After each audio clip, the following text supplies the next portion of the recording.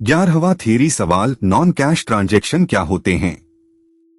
कुछ लेन देन ऐसे होते हैं जिनमें ना असली पैसा आता है ना पैसा जाता है, बस प्रॉफिट या लॉस आंकड़ों में बदलाव होता है। ऐसे ही लेन देन को नॉन कैश ट्रांजैक्शन कहते हैं। कैश फ्लो में इनका हिसाब थोड़ा अलग तरह से लगता है, इसीलिए इन्हें पहचानना जरूरी है।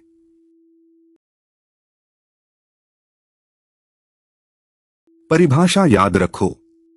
नॉन कैश ट्रांजैक्शन वो लेन देन जो प्रॉफिट को घटाते या बढ़ाते हैं, लेकिन असली कैश कहीं नहीं जाता।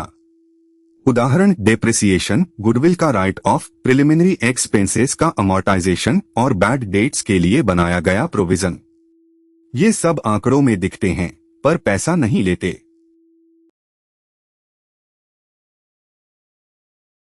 ये खास क्यों है? क्योंकि ये प्रॉफिट घटाते हैं लेकिन जेब से पैसा नहीं निकालते।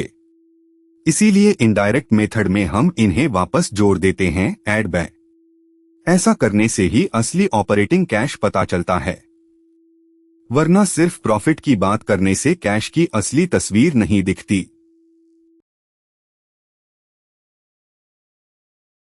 फर्क समझो।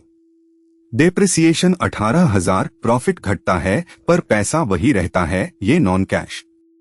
लेकिन कैश सेल 5 लाख, असली पैसा आया, ये कैश ट्रांजैक्शन। जिसमें असली पैसा चले वो कैश ट्रांजैक्शन, जिसमें न चले वो नॉन कैश। पक्का कर लो। 1, नॉन कैश का मतलब प्रॉफिट बदले, पैसा नहीं चले। 2, जैसे depreciation, goodwill right of, provision. 3, indirect method में इन्हें वापस जोड़ दो। बस यही नॉन कैश ट्रांजैक्शन है।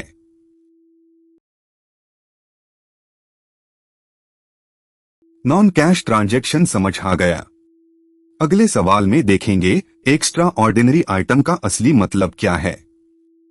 फुल कोर्स हर कॉन्सेप्ट कदम से AMPboard.ai पर।